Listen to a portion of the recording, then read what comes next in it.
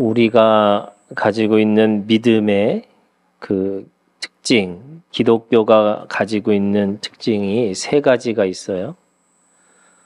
첫 번째는 우리가 믿는 믿음의 내용은요, 관계입니다. 삼위일체 하나님, 우리가 하나님을 한 분으로 믿는데 그 한 분의 하나님은 성부, 성자, 성령이라고 하는 삼위일체 하나님. 이 말은 단순한 교리적 개념이 아니고 하나님조차도 관계하시는 하나님이라고 얘기하시는 거예요.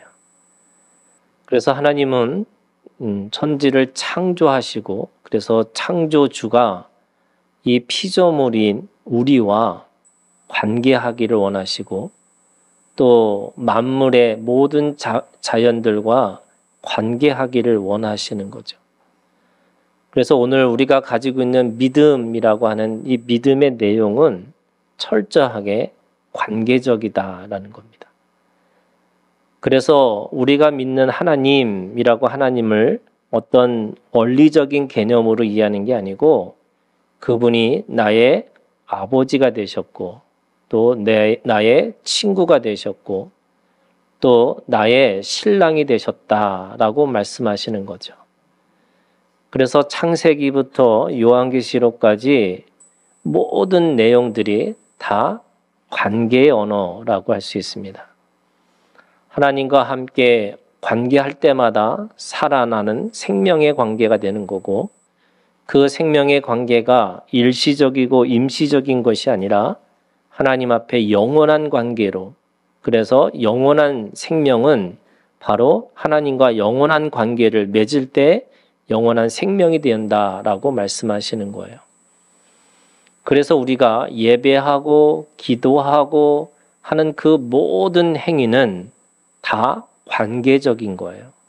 그래서 그 관계를 통해서 우리가 하나님 앞에서 자라나고 그 자라나는 걸 통해서 그 서로가 주님이 내 안에 내가 주님 안에 서로 하나가 되어지는 그 놀라운 그 신비를 우리가 경험한다라고 말씀하는 거예요. 그래서 여러분 오늘 우리가 믿음이 좋다라는 말이 무슨 말이냐면 관계를 잘한다는 뜻이에요.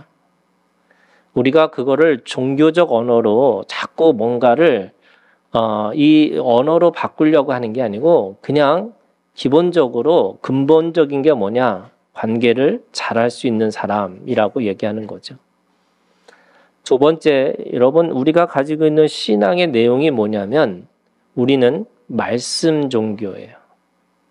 우리는 하나님이 천지를 창조하실 때도 말씀으로 말씀하신 대로 이루어지는 거고 요한복음 1장 1절에 있는 말씀처럼 태초에 그 안에 말씀이 계시니라 라고 해서 오늘 우리가 함께 관계할 때 그 관계가 뭐냐? 말씀으로 관계한다는 거예요. 근데 그 말씀이라는 건 단순하게 말이라고 하는 음성, 소리만 그치는 게 아니고요. 그 사람의 모든 부분들을 다 말하고 있는 겁니다. 그런 의미에서 말이라는 게, 소리라는 게 우리가 보통 그런 거잖아요. 보통 7%라는 거예요.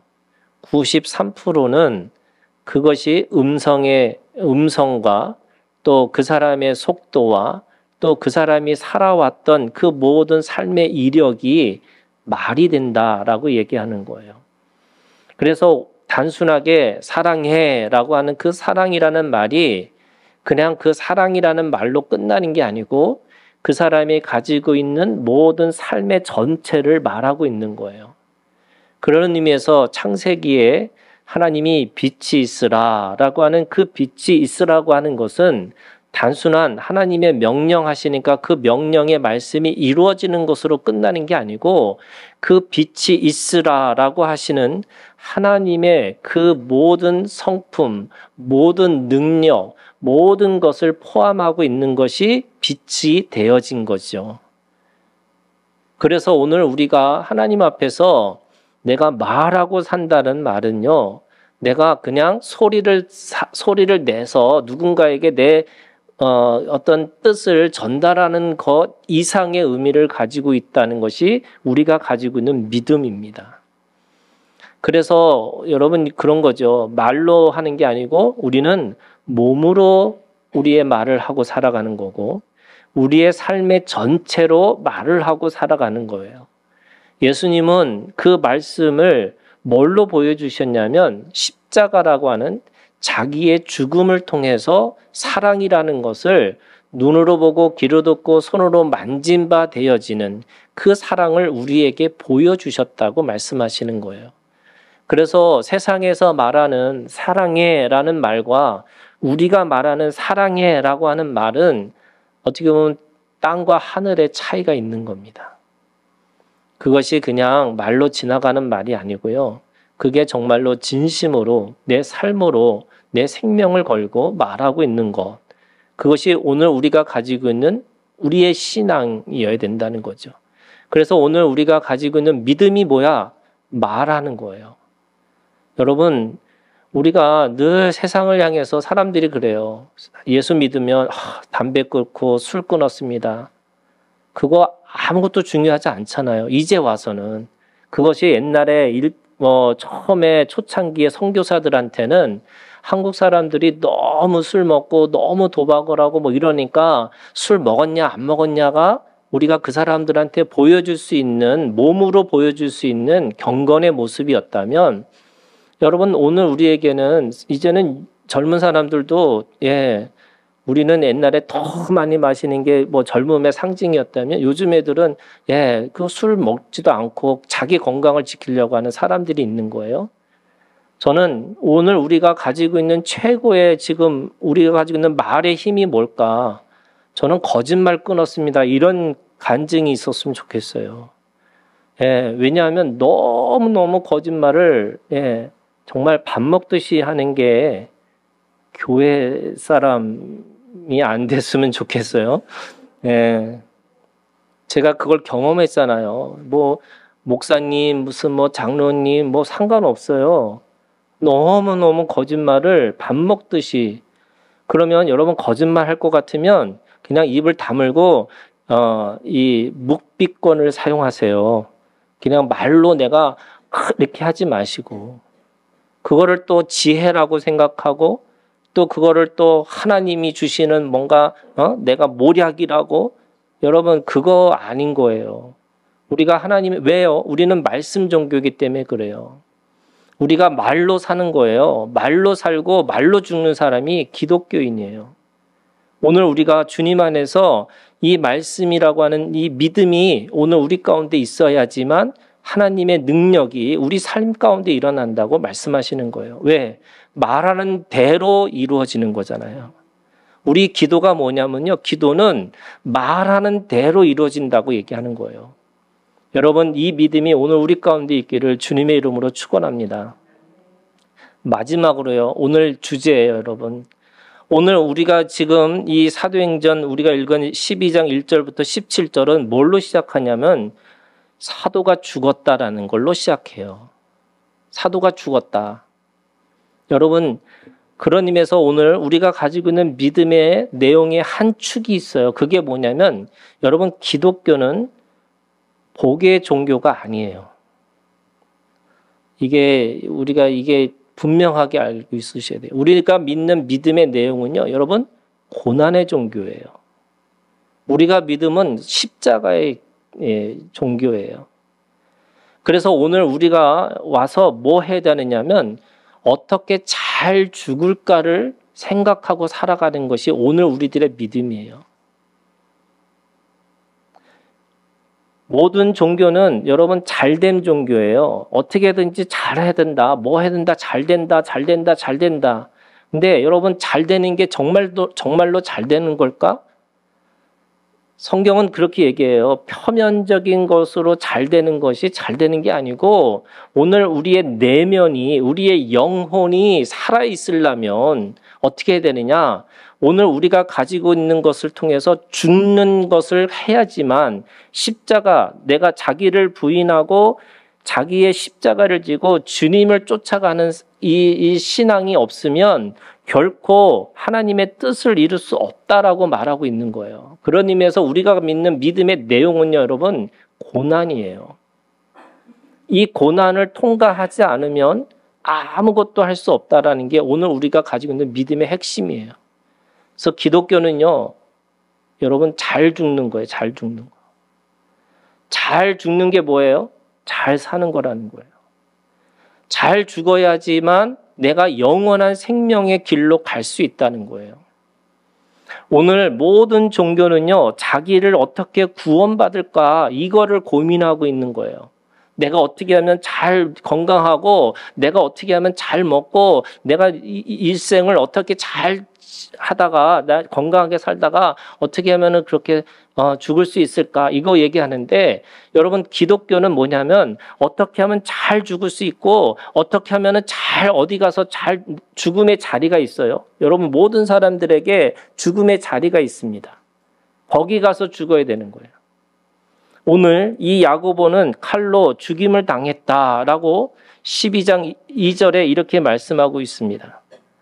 거기에 지금 또 그 초대교회 지도자인 베드로가 감옥에 갇혀 있습니다. 베드로는 감옥에 갇혀서 유월절이 지나면, 왜냐하면 명절 절기 때는 누군가를 죽이는 것이 안 되기 때문에 기다렸다가 베드로도 당연히 이 야고보처럼 죽음을 당해야 되는 존재로 그렇게 기다리고 있는 겁니다. 그래서 감옥에 갇혀 있는데 얼마나 감옥이 엄격하냐면 4절에 있는 말씀에 보니까 옥에 가두어 군인 넷씩인 네 패에게 맡겨 지키고 유월절 후에 백성 앞에 끌어내고자 하더라. 군인 넷씩 네 패, 16명이 지키고 있다는 거예요. 언제 어떻게 도망갈지 모르니까 또 사도행전 4장에 보면은 이 감옥에 갇혀있던, 한번 갇혀있던 경험을 하고 있었던 이 베드로니까 어떻게든지 이 사람을 잡아두고 이렇게, 어떻게 하면은 그때까지 판결이 내려질 때까지 이를 잡아둬서 죽일까라고 생각하고 있다는 거예요. 그랬더니 교회는 뭐 하느냐? 교회는 이제는 5절에 이에 베드로는 옥에 갇혔고 교회는 그를 위하여 간절히 하나님께 기도하더라. 이렇게 얘기해 있고요. 12절에도 깨닫고 마가라는 요한의 어머니 마리아의 집에 가니 여러 사람이 거기에 모여 기도하고 있더라. 이렇게 얘기합니다.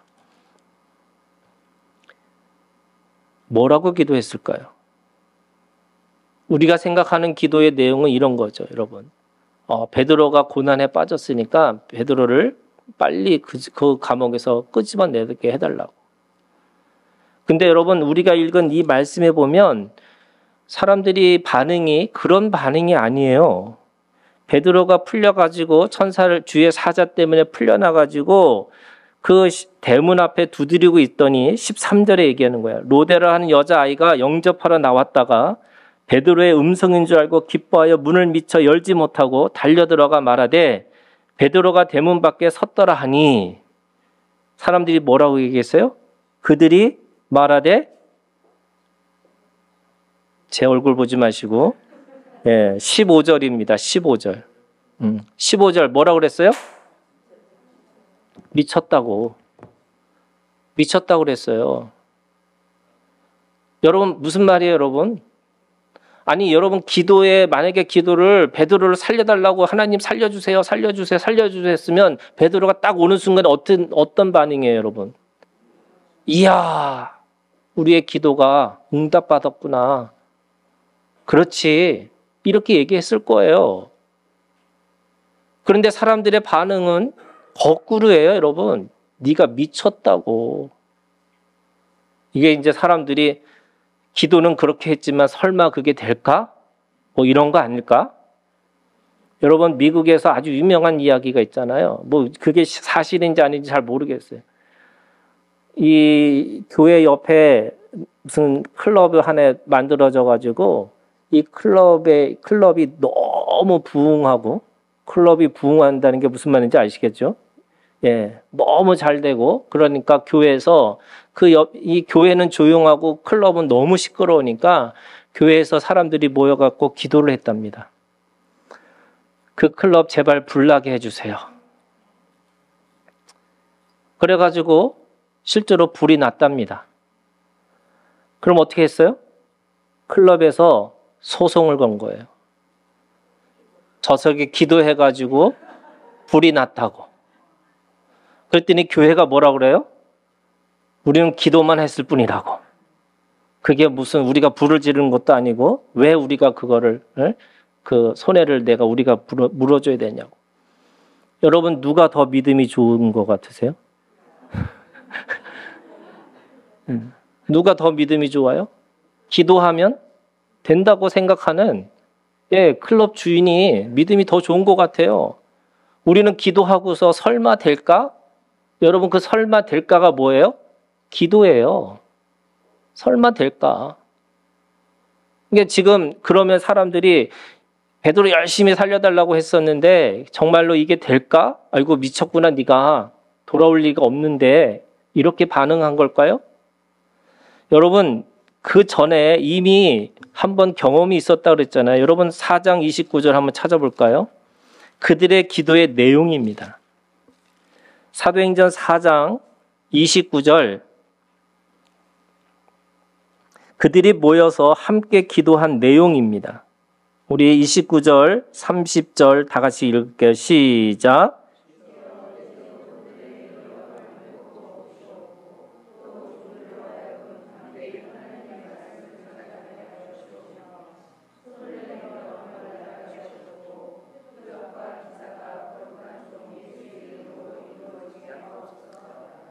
이들의 기도의 제목이 그들이 초대교회의 기도의 제목이 두 가지였어요. 하나는 하나님의 말씀을 전하게 해달라고. 내가 이것 때문에 위협받는 것 때문에 내가 혹시나 쪼달려서 아니면 너무 무서워서 하나님의 말씀을 담대하게 전하지 못할 수 있으니까 하나님 우리에게 이 말씀을 전할 수 있도록 담대함을 허락해 주시옵소서.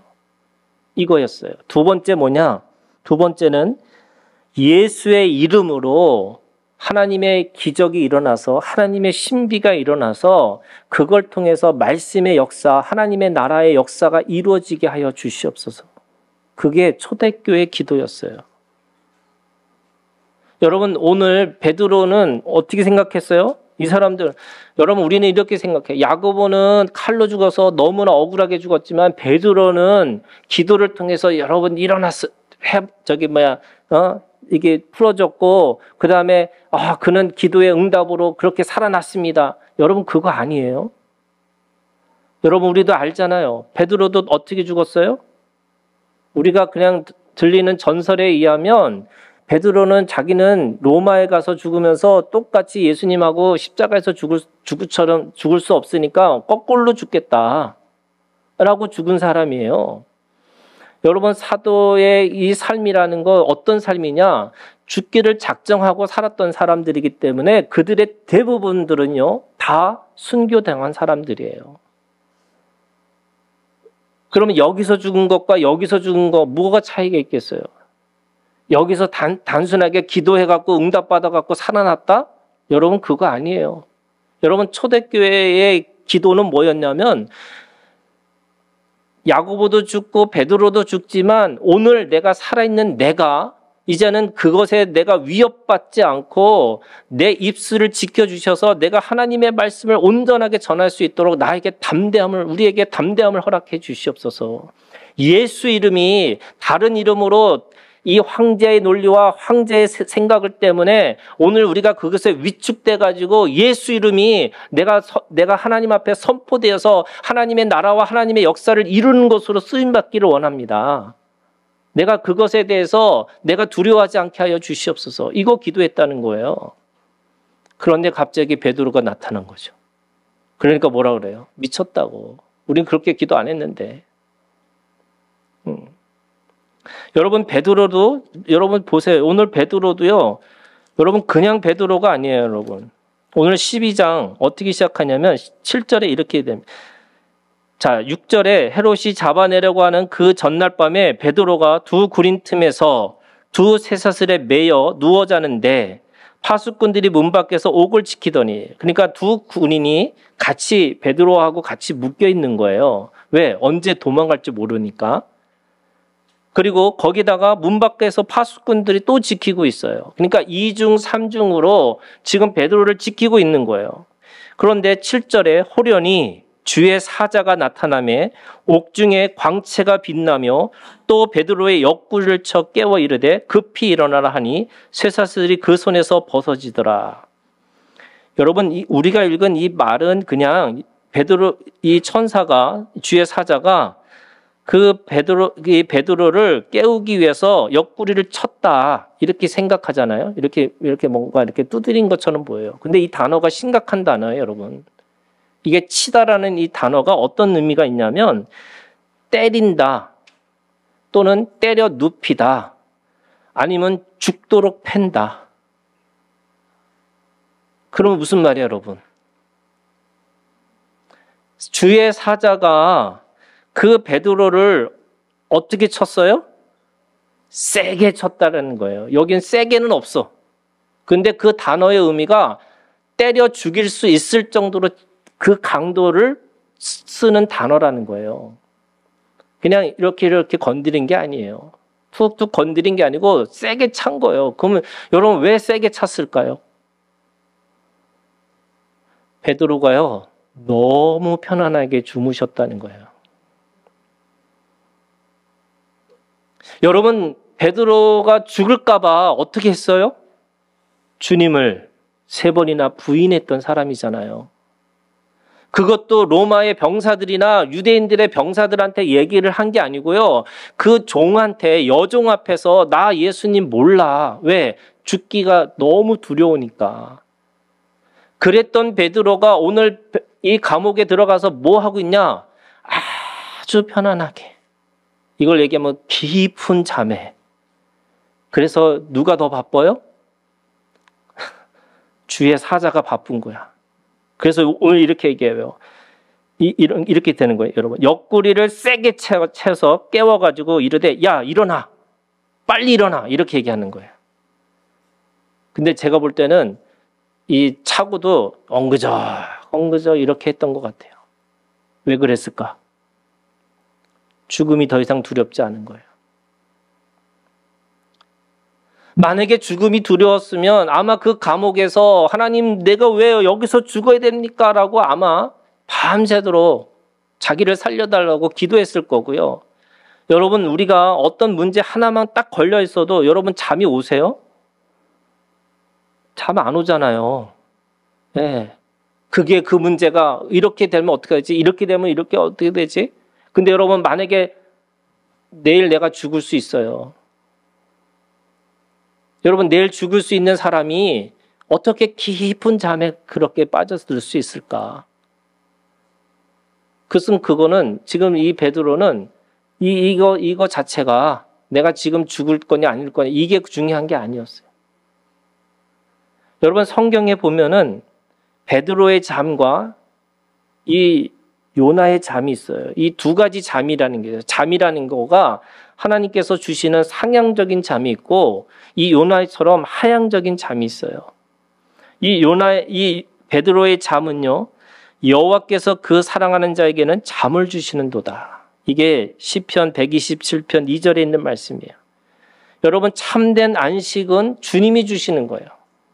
그러면서 오늘 우리가 하나님 앞에 온전히 잠을 이룬다라는 말은 하나님이 주시는 마음을 가지고 사니까 내가 오늘 죽어도 내일 죽어도 상관없어요.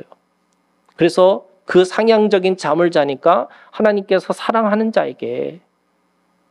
그런데 요나의 잠은요, 좀 더 자자, 좀 더 졸자, 손으로 모으고 좀 더 눕자 하면 이것이 빈궁이 강도같이 오며 네 곰빛이 군사같이 이르리라. 이 잠언 6장 10절에 11절에 있는 말씀처럼 그 자체가 이것이 하향적인 잠, 게으른 잠을 얘기하고 있어요.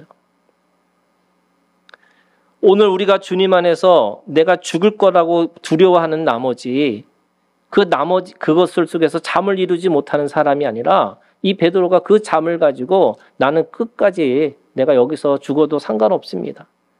오늘 말씀의 주제가 여러분 이거예요. 12장 오늘 우리가 읽은 17절에 있는 말씀에 베드로가 그 모든 것을 전하고 떠나 다른 곳으로 가니라. 이렇게 시작해. 다른 곳으로 가니라.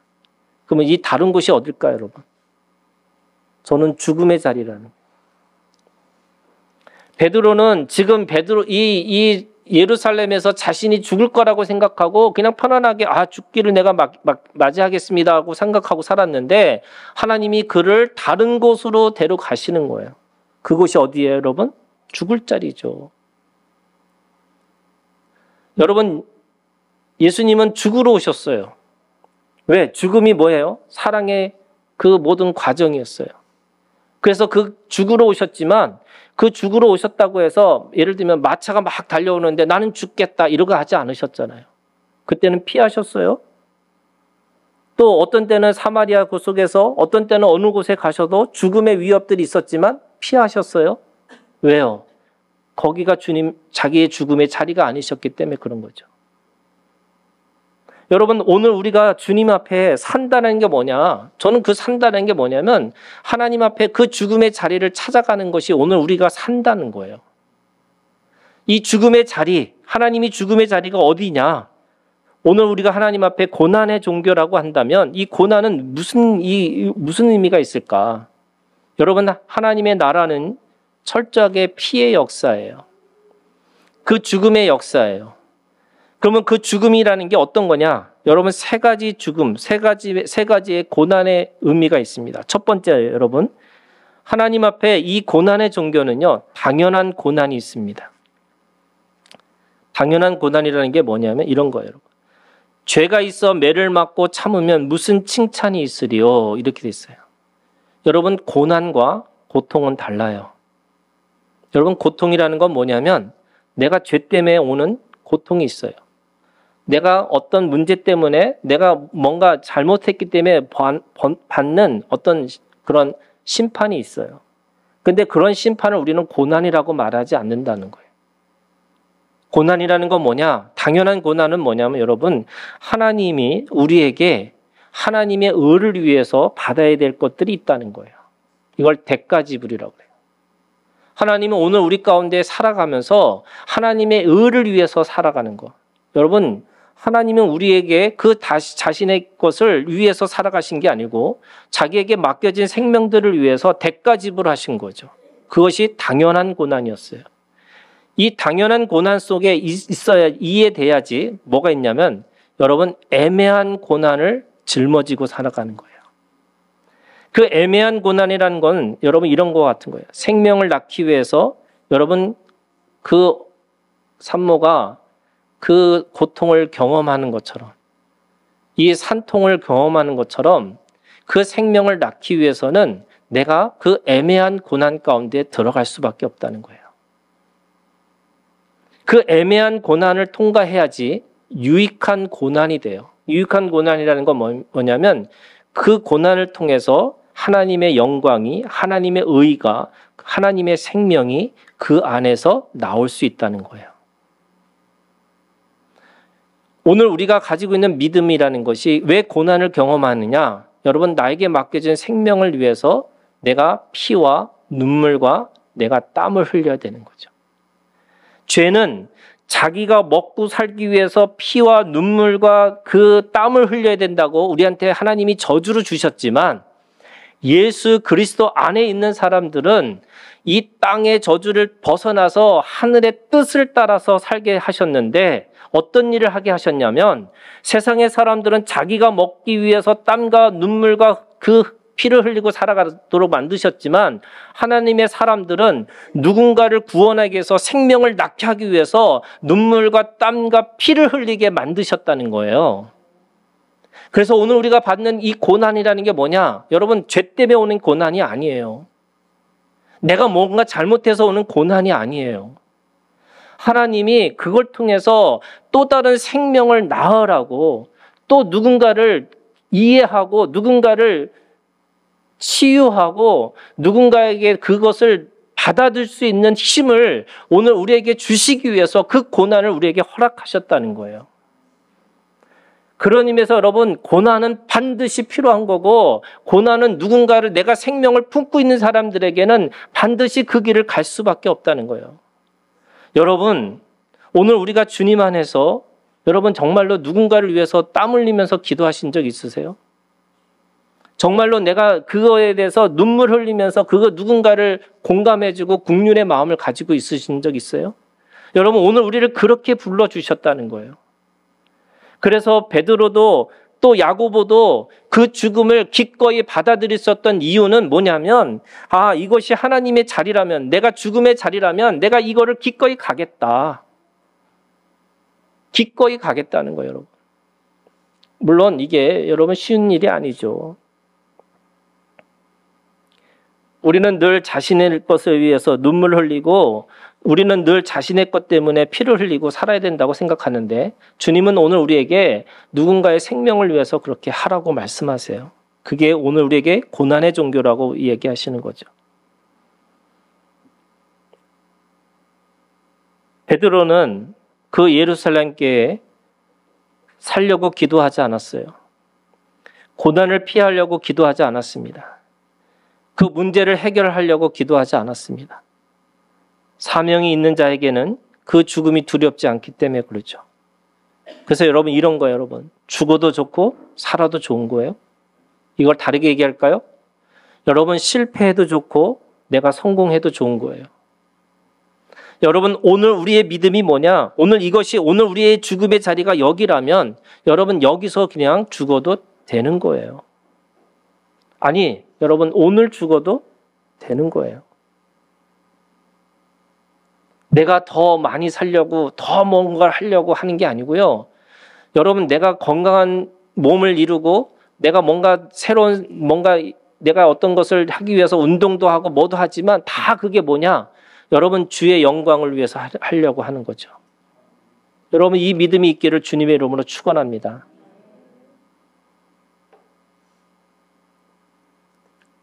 증인은요, 하나님의 말씀을 가지고 있는 삶은 죽을 것인가 아니면 도망칠 것인가가 아니고, 오늘 우리가 하나님의 말씀을 남길 것인가 아닌가, 이게 중요한 거죠. 동물은 가죽을 남기고 사람은 이름을 남기지만 그리스도인들은요, 말씀을 남기는 거예요. 여러분, 내 이름이 뛰어나서 뭔가 대단한 사람? 거기에 말씀이 있어요? 없어요. 그냥 바벨탑과 같은 거예요. 여러분, 가죽을 남기고 이름을 남기는 거, 그 이상이 뭐냐? 여러분, 말씀을 남기셔야 돼요. 여러분, 여러분들의 비석에, 비석도 요즘에 없죠? 여러분들의 뭔가에, 그 집사님, 그 권사님, 그 장로님, 이 말씀 가지고 사셨어. 그분 기도하시는 분이야. 쉬지 말고 기도하라고 하는 그 말씀이 그분이야. 여러분, 말씀 남기고 살아가기를, 그리고 말씀 남기고 잘 죽기를 주님의 이름으로 축원합니다. 그래서 내가 그분 생각하면 그 말씀 생각나게 하셔야죠. 그리스도인들은 자기의 죽음의 자리를 찾아가서 십자가의 영광, 부활의 증거를 남겨야 되는 거죠. 그래서 오늘 다른 곳으로 가니라 라고 하는 이 베드로의 신앙도 여러분, 어디로 갔어요? 로마로 갔어요. 로마로 가서 뭐 했어요? 죽었어요. 우리가 어떻게 어느 곳에 죽느냐, 그거는 하나님이 끌고 가시는 대로 죽겠지만, 여러분, 오늘 우리가 어떤 곳에 있든 내가 하나님 앞에 내가 죽음으로 남겨놓겠습니다. 그 안에 부활의 영광이 있고, 그 안에 십자가의 영광이 있고, 그 안에 예수 그리스도가 오늘 우리 가운데 드높이기를 원합니다. 여러분, 이 믿음이 있기를 주님의 이름으로 축원합니다. 자, 그러면 여러분, 이사야 60장 1절부터 3절에 있는 말씀에 어떻게 해야 되느냐? 여러분, 내가 죽음의 이 고난에 이것을 가야 되는 믿음이라고 한다면, 첫 번째, 여러분, 일어나시기를 주님의 이름으로 축원합니다. 일어나셔야 돼요. 뭐라고 그래요? 60장 1절에 일어나라고. 일어나라고. 상황과 사건과 관계에 주저앉지 말고, 스스로 안 된다고, 할 수 없다고 말하지 말고, 그래서 주의 사자가 여러분 어떻게 해요? 옆구리를 세게 차가지고 벌떡 일어나서 하나님의 그 말씀을 가지고 하나님의 뜻을 가지고 살으라고 말씀하세요. 여러분 일어나시기를 주님의 이름으로 축원합니다. 주저앉아 있지 마시고요. 내가 그 문제 속에 내가 매몰되지 마시고요. 여러분 그거 아무것도 아니에요. 그냥 먼지와 같은 거예요. 그림자와 같은 거예요. 저도 어느 순간에 어떤 문제에 부딪히면 저도 괴롭죠. 저도 힘들어요. 그럴 때마다 제가 그런 거예요. 여러분. 내가 하나님 앞에 일어나야죠. 며칠 전에 정말 어려운 친구 목사님을 만났어요. 길거리에서. 그 친구 목사님한테 제가 그랬어요. 이렇게 얘기했어요. 눕고 죽으면 악인이고 벌떡 일어나면 의인이라고. 7번 넘어져도 일어나는 건 의인이라고. 내가 가지고 있는 문제 속에서 나 죽겠다라고 쓰러져 있으면 여러분 악인이에요. 여러분 왜 일어나요? 내 안에 예수가 있기 때문에 그래요. 내 안에 부활의 능력이 있기 때문에 그래요. 그래서 여러분 저도 정말로 너무너무 힘든 이 어둠의 터널을 지나가면서 그때마다 제가 얘기했어요. 내가 내 의로 생각하면 사람들한테 창피해서 도저히 살 수 없는 손가락질을 하면서 내가 그래요. 저도 여러분 목사로서 사람들한테 존경받기를 원하죠. 그런데 사람들이 막 손가락질하면서 뭐라고 막 들려요. 그때마다 제가 다시 일어나서 네. 제 모토가 뭐예요? 가늘고 길게 누가 뭐라고 그래도 서 있는다. 여러분 서는 게 뭐예요? 여러분 기준이에요. 여러분 서 있는 게 뭐예요? 누가 뭐라 해도 그 사람 거기 있구나 보여주는 거예요. 일어나라. 그래서 뭐라고 그래요? 빛을 발하라. 어둠은 가장 어두울수록 그 빛이 더 발할 수 있는 거예요. 여러분 불빛은 어디 있는 거예요? 가장 어두운 곳에 있는 거예요. 사망의 음침한 골짜기를 왜 거기 가느냐? 거기 나에게 맡겨진 양이 있기 때문에 가는 거라고 그랬잖아요. 나에게 맡겨진 양이 그곳에 있기 때문에 내가 사망의 음침한 골짜기를 가는 거예요. 그게 고난이에요. 목자에게는 푸른 초장과 실만한 물가에서 나도 너무 행복해라고 살고 싶지만 왜 구질구질하게 왜 그곳으로 들어가느냐? 나에게 맡겨진 양이 그곳에 있기 때문에 그런 거예요. 어둠은 빛을 원하는 거죠. 어둠은 빛을 이길 수가 없죠. 여러분 오늘 우리가 가지고 있는 이 하나님이 우리를 빛으로 불러주셨어요. 하나님이 너가 빛이고 네가 소금이라고 말씀하신 이유는 오늘 우리가 가장 어두운 곳에 가라고 얘기하시고 오늘 우리에게 세상에 들어가서 소금의 역할을 감당하라고 얘기하시는 거지 네가 소금이 되라 빛이 되라 이라고 말씀하지 않으세요. 너는 그냥 소금이고 네가 빛이라고. 그 빛이 발하는 곳이 어디예요? 어둠이에요. 그래서 2절에 이렇게 해요. 보라 어둠이 땅을 덮을 것이며 캄캄함이 만민을 가려리니와 오직 여호와께서 네 위에 임하실 것이며 그의 영광이 네 위에 나타나리니. 오늘 주님의 빛이 내 안에 나에게 비춰주심으로 말미암아 내가 세상에 가지고 있는 어둠을 가리게 하고 그 캄캄한 곳 속에서 내가 온전하게 사람들에게 그 기준이 되어진다고 말씀하시는 거예요. 여러분 하나님의 빛을 발하는 어둠의 자리에 들어가시는 오늘 우리의 믿음이 되기를 주님의 이름으로 축원합니다. 마지막으로 여러분 3절의 끝이에요. 네 광명으로 나아오리라. 우리가 세상의 기준이 되는 거예요. 살려고 발버둥 치는 삶이 아니고요. 어떻게 멋있게 그리고 다르게 여러분 죽을 것인가. 내가 어떻게 말씀을 남기고 살 것인가. 여러분 그 죽음을 두려워하는 것이 아니라 죽음을 내 것으로 받아들이고 사시는 거예요. 그게 뭐예요? 나아오리라. 마지막으로 여러분 이런 거예요. 몇 년 전에 우리나라 청년들이 외국에 나가서 봉사하다가 사고가 나서 아이가 죽었어요. 세상의 사람들은요, 그걸 뭐라고 얘기하냐면 이렇게 얘기합니다. 너무너무 안타까운 죽음이다. 왜요? 청년의 때 죽었어요. 거기다가 외국에 나가서 죽었어요. 그러면 이 영혼은 구천을 떠돌아가면서 살아야 될 수밖에 없는 총각 귀신이 되는 거고, 그리고 집에서 편안하게 죽은 게 아니라 외국에서 아무도 모르는 곳에서 죽었구나. 이게 죽음을 바라보는 사람들의 관점이었어요. 근데 여러분, 이런 거죠. 그가 왜 죽었어요? 봉사하다가 죽었어요. 그것도 자기의 이익을 위해서 죽은 게 아니라 자기도 모르는 다른 외국인의 사람들을 위해서 봉사하다가 죽었어요. 여러분, 그 죽음은 어떤 죽음이냐? 영웅의 죽음이죠.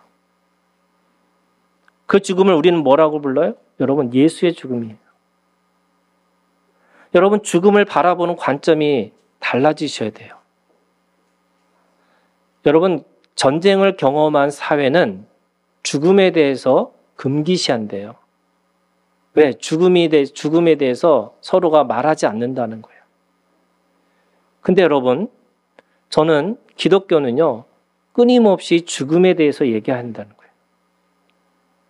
이 죽음에 대해서 말하지 않으면, 그리고 그 죽음이 어떤 죽음이냐를 우리가 보지 않으면, 우리도 세상의 기준대로, 세상의 말대로 그 죽음을 비천한 죽음이고, 너무나 억울한 죽음이고, 너무나 슬픈 죽음이라고 얘기하는 거죠.